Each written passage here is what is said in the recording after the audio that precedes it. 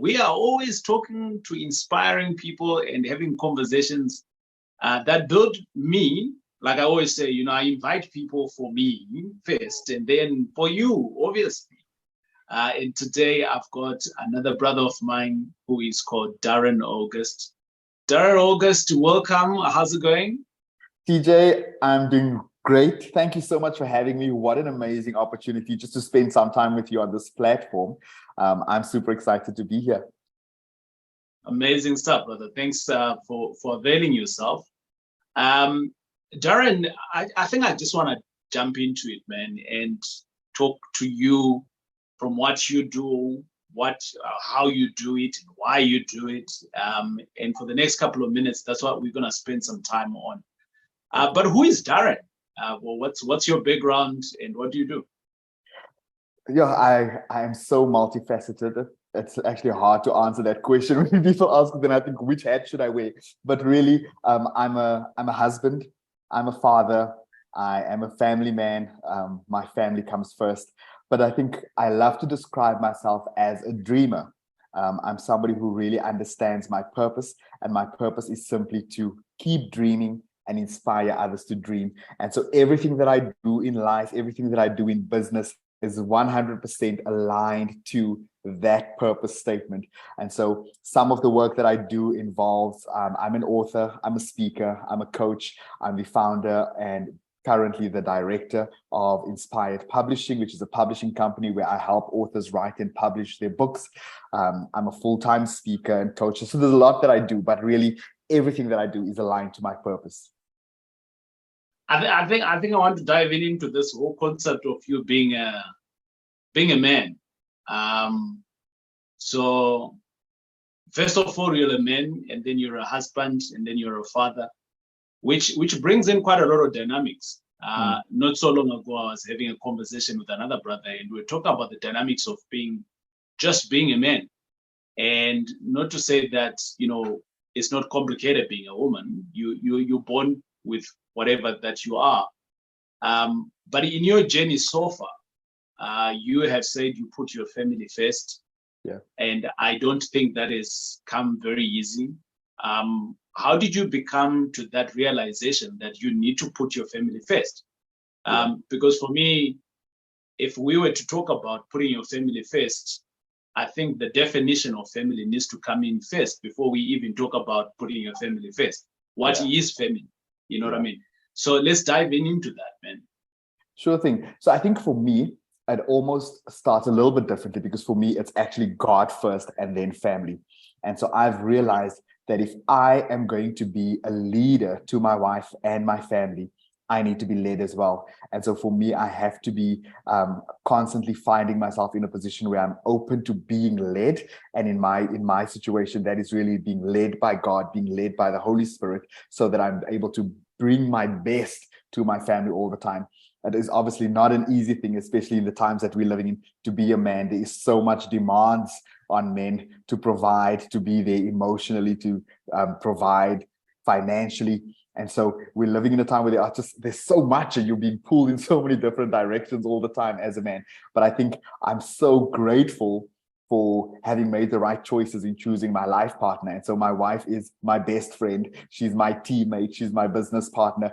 And I think what's really great is she helps me just maintain balance, in my personal life, as well as in my family life, as well as in my career, because she's got the right to call me out when she can see me heading in the wrong direction. And so I think that's one thing that as men, we need to be able to do, is give our wives and give our loved ones permission to hold us to a higher standard. So you could have chosen anything else. I mean, you could have decided to go back into corporate. You could do that today, but you have resorted to continuously forging processes, helping other people into planting their seeds in books. And this is almost becoming your mission, so that you can help authors and publish more books.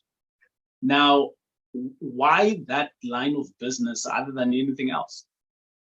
Is there a big monetary value that I don't see here? Maybe maybe I need to change the business. It's a combination of a couple of different things. So for me, it had always been a dream to write a book one day. So growing up, I always looked at people, especially like in the personal development spaces. So like coaches and speakers, and very often those people would have a book. And so a lot of times I was like, that's something I would want to do one day. At the time, here's the thing, at the time that I wrote my book, I was married for just over a year. We had got married, had a beautiful first couple of months, and then hit a brick wall because we were dead broke. And so I had said to my wife at the beginning of 2014, I said to her, if things don't change in my business, because I had already been an entrepreneur, but if things don't change in my business, I'll go back into corporate and find a job. And April that year, I got my book idea. I went back to her and I said, I've got an idea. Can I have 6 months to work on this? And I thank God every day that she said yes, because it literally changed our lives. And so, but when I got my book idea, I didn't just get an idea. I got complete strategy of how I would be able to turn this book into a business. And so for me, a big part of the reason why I wrote my first book was because it was going to be a vehicle that I could use to get me to the ultimate goal, which was really just platforms.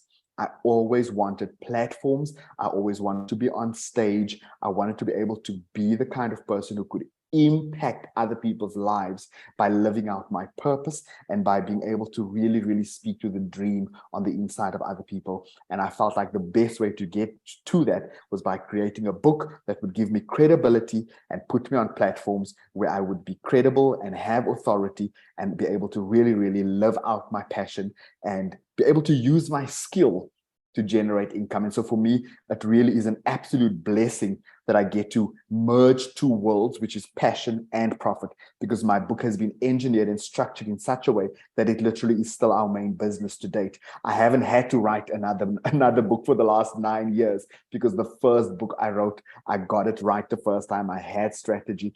And so I thank God all the time that it happened that way. But again, it was like a combination of all of those things. So I sort of stumbled on it by default, but also, again, it's because I had expressed that desire even way back. And so that's when I believe the plan was already in motion. Okay. All right. I like that. I think I want to zoom in into this whole concept of where you're talking about business and a book. And it almost sounds like the two are different. And it also sounds like at some point you can fuse the two, right? And I want us to have the conversation around, when you've got a business, how can a book help you, right? Sure. And take us through that journey of how can a book help you, or being an author, how can it help you? And then also, when you fuse the two together, what is the magic? Because I've seen both. I mean, I've done both, and I'm still doing both, and that's why I still write my books. And I think a lot of people don't see that, and hence they don't see the need of writing a book or writing books. So for a guy who owns a business, so Darren, right now, I think this part of the segment that we're talking about here is actually talking to a business owner. And maybe their business is struggling, or maybe it's not even struggling, it's doing well. But how can a book be fused in there, and how best can it help their business? Sure. This is the part where I sit up straight because I get so excited when I get to share this kind of information. But I think especially entrepreneurs, so many entrepreneurs miss the opportunity that is available to them with a book. And so a couple of things when it comes to writing a book as a business owner. Firstly, you don't ever want to write a book for everybody. All right. And so a lot of authors will write a book and you ask them, so who's this book for? And they say, oh, this book is for everybody. Everybody can benefit from it. Everybody can learn from it. And that's your ticket to struggle. All right. As an entrepreneur, as a business owner, as an author, what you're trying to look for is niche. The quicker you find niche and the quicker you're able to craft and engineer a book for a specific audience, the quicker you're able to succeed.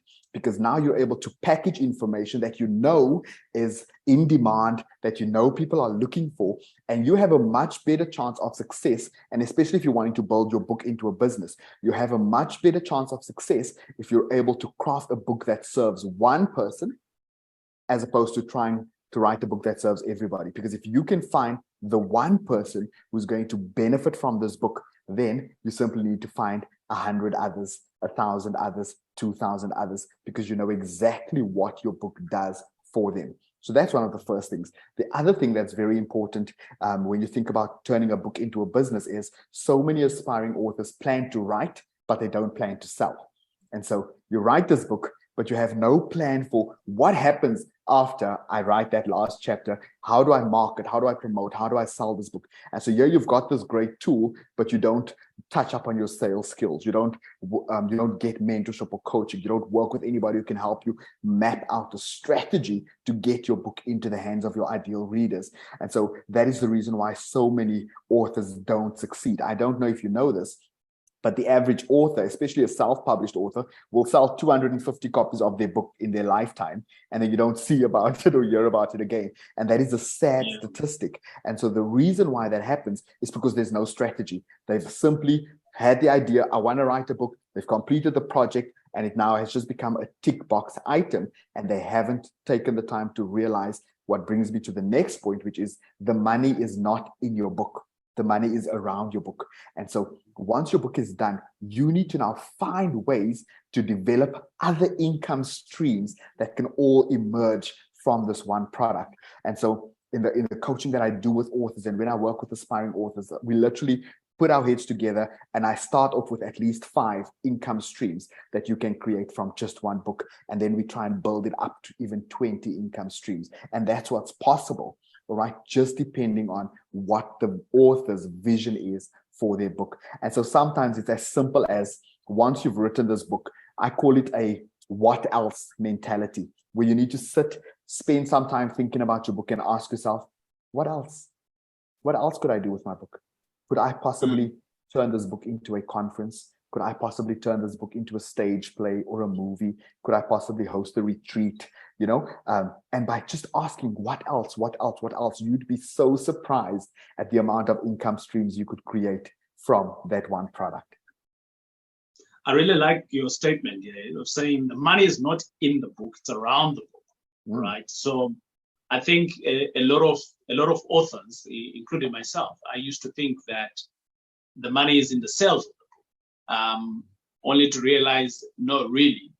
Yeah, and also you might not need to sell thousands and thousands of books, but you may need to sell maybe 500, but the impact of what you're getting around the book could be far much greater, which means that you have really hit your niche, and out of that niche, you're also extracting so much value. And absolutely. I mean, I look at one of my favorite books of all time by Robert Kiyosaki is The Rich Dad, Poor Dad. It's kind of like everybody knows the book, right? But he wrote that book when he was in his 30s. He's in his 70s now, and everybody across the world knows about that.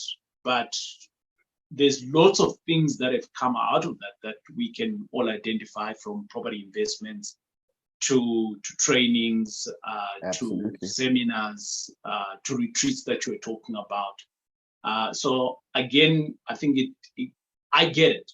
I get it what you're talking about, and I'm hoping that you are getting it as well whilst you're watching this. And I want to ask you guys, so if you're watching this and you've got an idea of whatever line of business that you're in the comment section, what do you think is some of the other things that you can derive from writing a book? So what's around the book?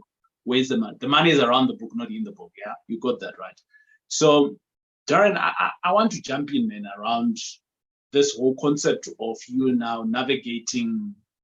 You speak. You've got a great conviction about your family when you speak. You kind of like lights up. And for me, I resonate with that, but I also want to talk about the entrepreneurship or the entrepreneur spirit, and the everyday of being an entrepreneur, being a husband, and being a provider. Because if you don't play your cards correctly being an entrepreneur, you will have seasons where you're going to get so much money, and you'll have seasons where you have zero money, right? How have you navigated the two? Being in business and being a family person around money. And I'm going to touch on time after that. Sure. I think that's one of the hardest things. And to be honest, it's something that I'm still learning all the time. I don't think it's something that you ever master, because the temptation shows up so often to go back and find a job, to go back into the corporate space, to go back and try something that seems familiar. Because as an entrepreneur, I know so many people would identify with this, but literally for most entrepreneurs, it's almost like every month, it's like a reset, we start again. Reset, we start again, and so obviously there are seasons where you're able to plan ahead. There are seasons where there is abundance and you're able to put some away for a rainy day, which I encourage people to do all the time. Have investments that can pay out. Make sure you've got things like, something that you talk about often is things like property investments, so that what your passive streams of income are that can fund the essentials or some of the most important things. But I think it's also about understanding that as an entrepreneur, you have to constantly be innovative, and you have to be finding ways to solve more problems all the time. And so one of the things that I've learned, especially recently, is that the mere fact that the temptation that comes includes those two words, go back. For me, that is always the motivation that drives me to not take it. Because I've seen time and time again that when I go back and find a job, because it sounds so easy, I'll just go back and do what you used to do. Just go back and try that. But you don't realize that the words are go back. And yet we're supposed to be progressive. We're supposed to be moving forward. And so when I see those words go back, it's almost like there's something on the inside of me that says, just be careful and make sure that you're making the right decision. Because sometimes we end up going back to the familiar, and as a result, we lose out on opportunities. And so the best way to navigate that, from what I found, is by being innovative and by being true to what you do and give value, solve real problems. Again, I think I literally posted this last night, but I said, I find it's such a blessing for me to be able to host a webinar and not have to try and hard sell people and try and trick people into purchasing a product, because I've been able to craft and engineer a business that serves people so well that people see the value in what it is that I do. And so I think entrepreneurs now need to realize that more and more people are looking for real, people are looking for authenticity, people are looking for results. And if you can provide that, and that is the basics. And if you can provide that and do that really well, I believe that's how you sustain yourself as an entrepreneur. Now, yes, there are times where you need to really put on your big boy pants and go hard. There are times where the season is rough and you're navigating rough waters. But I think at the very core of it, you need to go back to why it is that you started your business, who it is that you serve, and what is it that you are able to do in order to generate results for other people. And that's really what the entrepreneurship journey is about. It's about solving problems for other people. And the more you solve other people's problems, the more you get paid. So, ladies and gentlemen, Uncle Darren has just given us the hard part of it, right? And Uncle TJ is going to give you the hard cracks of it now, right? Yeah, go for it. So I want to say this. Number one, entrepreneurship is not for everybody. Yeah. Okay. That's the first one. You agree with me, Darren? Absolutely. Right. The second one is that if you are to decide to go into an entrepreneurship, especially if you're married, I'm talking to Darren today. He's married. He's a married man. with 2 kids, and so is myself. So we are talking here from a perspective of, we have seen this, it has happened, or it's happening in our lives right now. The second thing is that if you're to go into entrepreneurship and you're married and you've got kids, don't do it if you don't have any savings, because you're going to put your family on pressure. When you put your family on pressure, you're going to have difficult conversations at home. When you have difficult conversations at home, you're not going to sleep well. When you're not sleeping well, you cannot think straight. When you're not thinking straight, you're not going to make money. When you're not making money, because Darren and I are both men, I am going to say that your wife is going to leave you. Simple. True story, scary story, but very true. Yeah, absolutely. Right. So the third one is, now it sounds like I'm discouraging you to do what we do or to do business. No, I'm not. I am preparing you so that you can do it correctly. So how is doing it correctly? You need to speak to your partner. And today, before you jump the ship of your employment, where you're a young executive or whatever who you are, speak to your partner so that you can have at least a savings of 3 months. So look at your entire household, right? What do you need? If you have to pay off a car, if you have to downgrade from the BMW, you need to do that, right? You're better off without it, actually, right? So downgrade, number one. Number two, make sure that if your household runs on 10 grand, you've got at least 30 grand. In your missus needs to have that money. Well, whoever who is better at managing money needs to have that 30 grand at minimum. My happy place is 6 months, right? Then have another kitty to help you in your business. Yeah. So if it's another 20 grand. So before you jump, right, leave your job where you are doing whatever you're doing now and you're sustaining your family very well, then have this 80, 60 for the 6 months and this 20 for your business, and then go in all hard on your business in your first 3 months. Then you start producing, which means that you actually have another 90 days that you're never going to tap into, and that always becomes your backup. And when things are not working well, you have a backup already. But hopefully within these 3 months and 6 months to come, you're going to smash it so that you can get back to point number 6 again, and your business is doing well. That's just from a financial perspective. Yeah, that's really Darren, good. am I wrong here? I love that. I love that. I love how you've made it so practical. And I think this is the kind of information that people are lacking.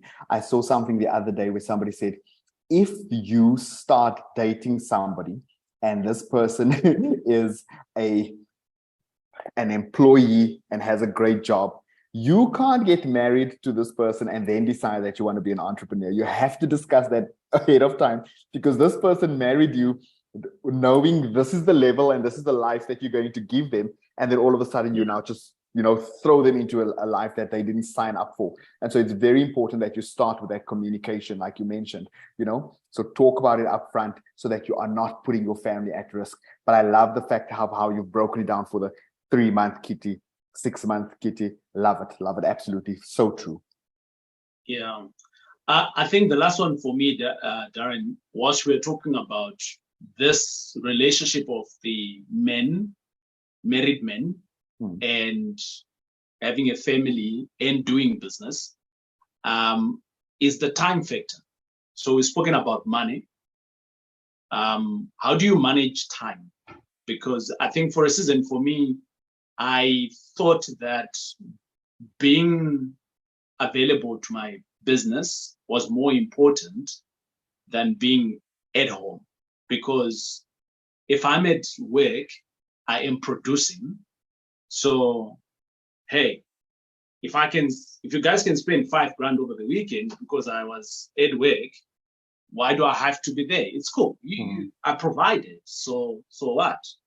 And I remember my wife at one point, she says to me, the one day you're going to come back with the millions and you spend that money on your own. And so it choked me a little bit. Yeah. And I started rethinking, to say, what does she mean?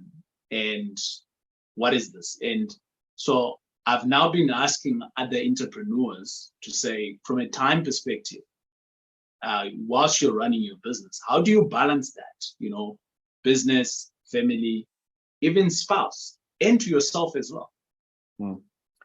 So a couple of things that I've had to implement. Let me actually go back 2 steps, because I think what you just mentioned now resonates so much with me, because there was a season last year where I was engaged in a project with an overseas company. And for 6 months, I was working as a coach for them. And look, I mean, great opportunity, great income. But what happened was, literally for 12 to 15 hours a day, I was sitting in a position like this, online, doing online back-to-back coaching. And as a result, there were days where my kids would literally be standing at the door outside my office and knocking. And one of the days when I walked out, turned the light off because I was done, my son pulled the door closed and he locked the door, like as if to say, don't go back in there. And I realized how it's basically almost 6 months of their life that I can't get back, because I was so immersed in this work. And so as men, so often we think that we are providing and that's all that needs. The bills are being paid, everybody's eating, everybody's taken care of, but that's not really what's necessary. You can never get that time back. And so a couple of things that I believe we have to put in place is, firstly, we have to be able to delegate. We don't have to do everything ourselves anymore, you know? And so it's something that I personally struggled with, because I felt like nobody can do it as good as me, so I'll do everything, you know? But there comes a time where you simply have to delegate, and so that you are able to free yourself up, because you are no good to your family, you are no good to anybody else if you are burnt out. And then the second thing is really establishing what are the non-negotiables. So there has to be those things that, you know, this is absolutely non-negotiable. So for me, for instance, if my phone rings, even if I'm on this webinar with TJ recording and it's been scheduled how far ahead of time, if my phone rings right now and it says wife, lover, you're on the phone, I'm going to say to you, TJ, pause the recording or say something, my wife is on the line. And this happens even if it is a business meeting where I could sign a deal. Now, obviously, my wife knows I'm going to be away, whatever, but she knows that she comes first and that it's non-negotiable. If my wife calls, especially if she knows that I'm in a meeting and she's calling, it means that she needs me right now. And so those are things that are absolutely non-negotiable. Things like, for instance, in our home, we make sure I drop my boys off every morning for school unless I'm traveling or I'm away. So that's an absolute non-negotiable. So nobody can schedule time with me during that time, because that is the time for me to take my boys to school. You know what I'm saying? And so it's very important to have those deal breakers in place, that, you know, this is what helps me maintain that balance as far as time with family goes. And then, of course, my wife, very same thing. We know this is wife and husband time. It's non-negotiable as well. And then, of course, we try our best to just create moments as well, as often as we can, where we can steal time just to spend time with each other, just to keep cultivating a relationship, just to make sure that we are still prioritizing each other. But it is hard work, it is constant work, and it is something that you have to be intentional about, as putting your family first and making sure that you have that balance of work and family. Yeah, I really like that. Thanks, brother. I think, guys, if you're to take anything out of this particular segment, is that you need to schedule your pleasure, all right? If I may call it that. So there is so many things that's going to come in. Business will always be business. There will always be a next deal and the next deal and the next deal, or the next client and the next client. And it never stops. So you need to figure out, how do you schedule these pleasures? So it's very important, because you're not only doing life alone, you're doing life with other people. And those other people, it's not the material that they're looking for from you, it's you that they are looking for. So that's also very important. You've been in business now for a while. You had your book, it's almost close to 10 years ago. and your book was the anchor, and you have made business around your book now. What are some of the benefits now that you are seeing, that you were things that you were dreaming of then, and you're now beginning to see some of these benefits coming up, and you're living them today as a result of this? I think for me, it just comes back to platforms. I often say when I wrote my book, all I wanted was the stage. I just wanted to be able to have platforms to be able to impact people's lives every single day. And I get to do that now. I get to do that with everything that I do in my coaching business, in my in our eventing business. So as a speaker, as a coach, I get to do that all the time. And I think that's great. And also, of course, the fact that it's able to sustain us financially as well, that I was able to turn it into a business. For me, that's a really great thing. The fact that I don't have to go back and find a job, the fact that I've got the freedom to be able to be in business and spend time with my family and call the shots and own my time. I think those are some of the benefits that are priceless. I think the owning of your time, people underestimate that one. It's a huge one. Just being able to sleep when you want to sleep, or when you just doing whatever you want to do when you want to do it, not as scheduled by someone else. I think that's pretty powerful. Darren, before you go, brother, you're an author. You've been writing books. What is the maybe one book that has impacted you, and what's the name of that book? Could be a business book or any other book. Okay, so there's a couple. The first one that springs to mind is it's Higher is Waiting by Tyler Perry. Right. So I know it's Tyler Perry's book. It's called Higher is Waiting, simply because he's such a great storyteller, and there's just so many life lessons you can learn from stories. I think so much depth as well, and I think I resonate a lot with just the kind of lessons that he teaches in that. So that's one of my absolute favorites. That's called Higher is Waiting, really inspirational book. Then in terms of business, this is a book that impacted me quite a bit. I've read it a number of times. I keep reading it. It's called Free to Focus by Michael Hyatt. And so it's really a productivity system, where it helps you how to achieve more by doing less. And so it really challenged me. After reading this book, I had to learn how to say no, thank you, no more, no ways. And so, but also just how to really, really be able to delegate and put systems and processes in place so that I can be more productive and effective. Great book that's impacted me quite a bit. Okay, cool.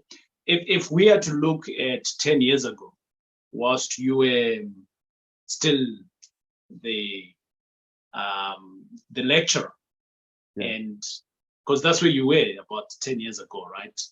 And we could say, Darren, you are going to touch 1,000 people with books. You are going to be doing everything else that you're doing today. Would you have said it's possible? Absolutely.